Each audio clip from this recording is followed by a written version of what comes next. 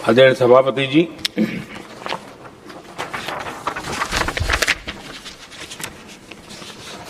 यहाँ कुछ साथियों ने इम्प्लीमेंटेशन के संबंध में शिकायतों का भाषण काफी किए। शायद वो तय करके आए थे कि ऐसा ऐसा बोलना है, तो इसमें तो उनका ऐलान दिखता था, बाकी में तो नहीं दिखता है। आदरणीय सभापति, जब ये इम्प्लीमेंटेशन को लेकर के इतनी बड़ी बड़ी बातें करते हैं, मैं एक जरा किस्सा सुनाता हूँ। मैं किसी का भला बुरा कहने के लिए नहीं कर रहा हूँ, मैं सिर्फ हकीकतें रख रहा हूँ। परेशानी जिनको होगी उनको होगी, लेकिन तथ्य तो तथ्य ही होते हैं। हमारे देश के एक नेता हिमाचल प्रदेश के दौरे पर गए थे और वहां से आने के बाद उन्होंने खुद ने ये घटना कहीं सुनाई, रिकॉर्ड पर उपलब्ध है। उसमें उन्होंने कहा,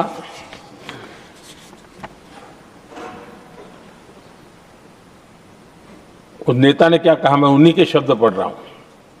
काफी लंबे समय तक मुझे योजना आयोग से संघर्ष करना पड़ा, क्योंकि वे पहाड़ी क्षेत्रों के लिए अलग योजनाएं बनाने को तैयार ही नहीं थे। मैं हिमाचल प्रदेश गई थी। जब मैं वापस आई तो मैंने योजना आयोग में कहा कि हमारे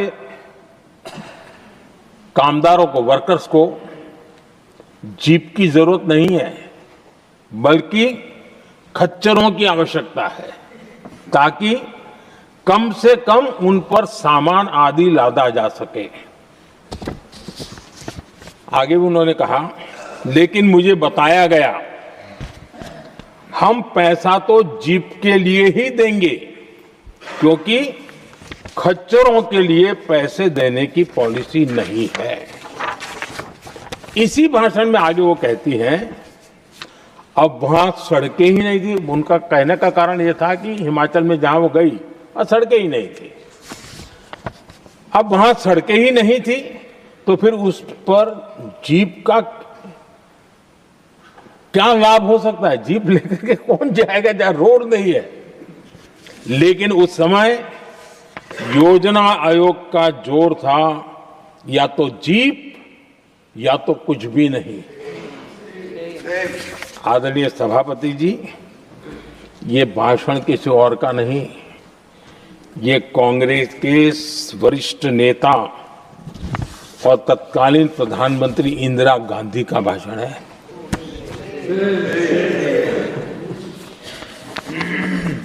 कांग्रेस के लंबे शासनकाल में यही कार्यशैली रही, और जिसको इंदिरा जी खुद जानती भी थी कि ये पाप चल रहा है, लेकिन इस कार्य संस्कृति को सुधारने के लिए उन्होंने कोई कदम नहीं उठाया।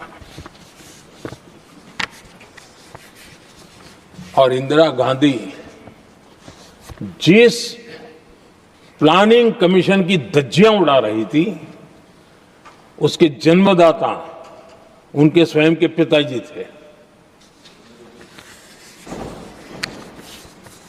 और प्लानिंग कमीशन को बना और इंदिरा जी ने जब कहा, उसके बीच में 2 दशक बज चुके थे, लेकिन हाल यही था। और 2014 तक सब दुखी थे, सब परेशान थे, सब गलती देख रहे थे, लेकिन सुधार करने की तैयारी नहीं।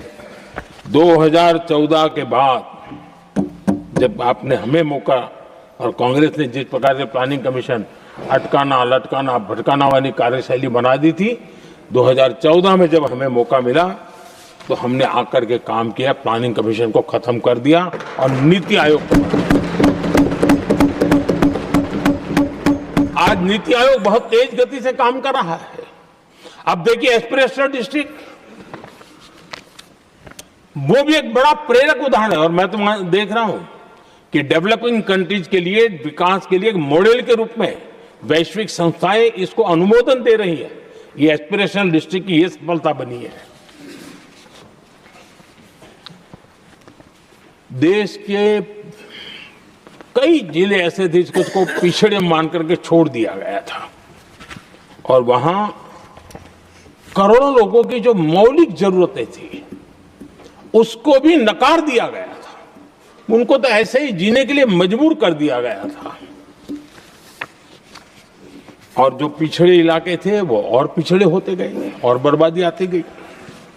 और हालत तो सरकार में ऐसी थी कि जब किसी को पनिशमेंट ट्रांसफर करनी होती थी, पनिशमेंट पोस्टिंग देना होता तो ऐसे ही जिलों में भेजा जाता था ताकि और खराब करे वो।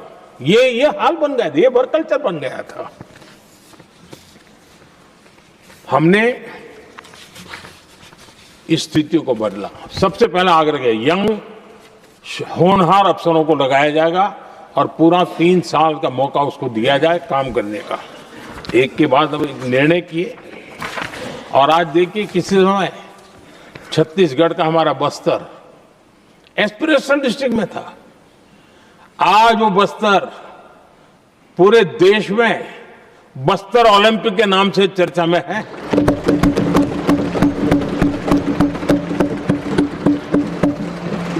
आज विकास की धारा बस्तर के गांव-गांव पहुंच रही है। अभी कुछ गांवों में पहली बार बस देखी, पूरे गांव ने उत्सव मनाया बस्तर में। ये परिस्थितियां छोड़ करके गए हुए हैं लोग और यहां पर पता नहीं किस प्रकार से देश को कहां ले जाना चाहते हैं लोग। आदरणीय सभापति जी, इंप्लीमेंटेशन क्या होता है, ये एस्पिरेशनल डिस्ट्रिक्ट एक बहुत बड़ा शानदार उदाहरण है। ऐसे तो सैकड़ों उदाहरण हैं लेकिन मैं कहने के लिए इसको उल्लेख कर रहा हूं। कांग्रेस के हमारे साथियों को ये जो बदलाव आ रहा है उसमें इंप्लीमेंटेशन नजर नहीं आ रहा है और उनका तो एक ही वो प्लानिंग कमीशन वाला मॉडल है, जीप और खच्चर वाला मॉडल, यही वो लोग जानते हैं, उससे आगे कुछ नहीं जानते। और ये इंप्लीमेंटेशन कैसे करते हैं, मेरा जन्म नहीं हुआ था उसके पहले सरदार वल्लभ भाई पटेल ने नर्मदा नदी पर बांध बांधने की कल्पना की। विषय तो पक्का हो गया, सरदार साहब नहीं रहे, खैर नेहरू जी ने शिलान्यास किया। अब इंप्लीमेंटेशन देखिए इनको। मेरा जन्म नहीं हुआ था जब इसकी कल्पना की गई थी और प्रधानमंत्री बनने के बाद मैंने उसका उद्घाटन किया, ये हाल है।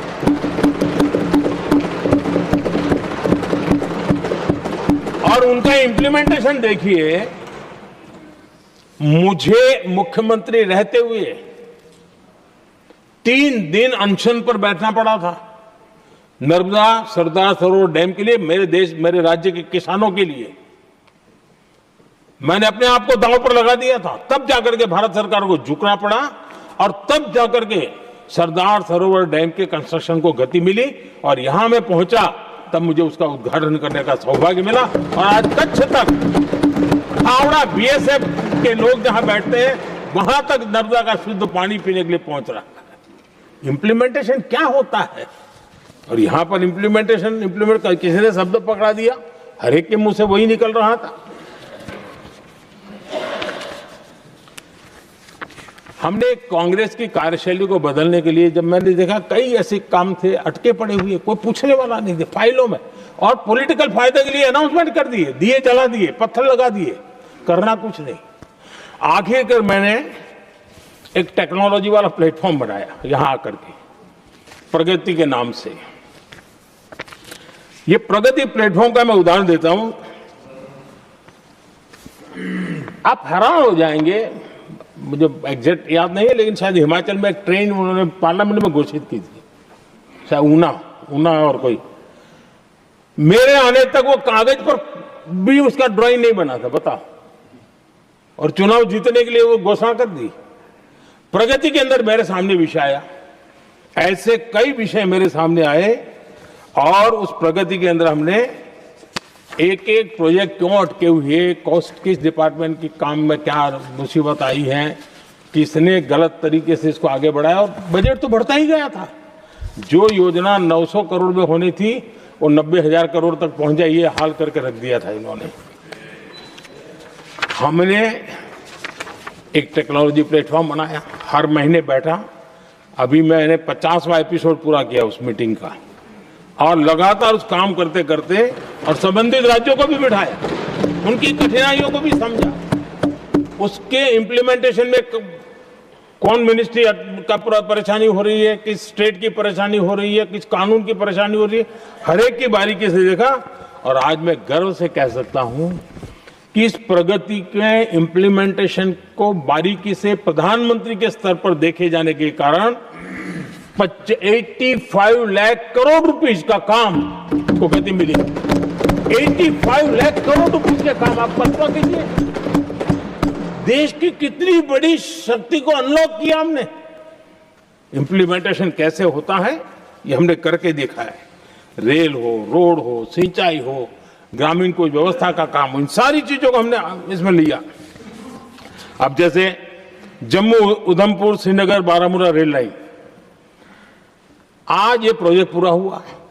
और बर्फबारी में इन दिनों आपने देखा एक वीडियो बहुत पॉपुलर हुआ है, बर्फ के बीच में थे, चारों तरफ बर्फ की चादर छाई हुई है और वंदे भारत ट्रेन निकल रही है, और लोग कहते हैं गलती मत करना, ये तो विदेश है, ये हिंदुस्तान है, ये रील चल रहे हैं बाजार में।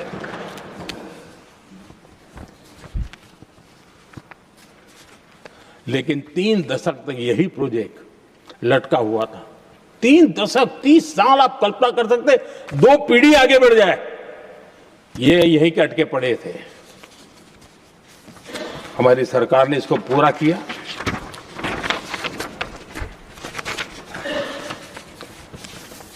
आदरणीय सभापति जी, मैं असम की बात करता हूं, और कोई ये मत सोचो कि मैं चुनाव है इसलिए बोल रहा हूं। इनके पाप है इसलिए मुझे कहना पड़ रहा है। कांग्रेस सिर्फ इमेजिन करती है और इंप्लीमेंट करने का उनको कोई लेना देना ही नहीं होता है। अब असम का बोगीबिल ब्रिज, ये बोगीबिल ब्रिज अरुणाचल और असम को जोड़ने वाला बहुत महत्वपूर्ण ब्रिज, कितने ही सालों तक ये प्रोजेक्ट लटका रहा। हमने प्रगति के माध्यम से इसको रिव्यू किया और असम सहित पूरे नॉर्थ ईस्ट को बहुत बड़ी सुविधा वाला ये काम हमने पूरा किया।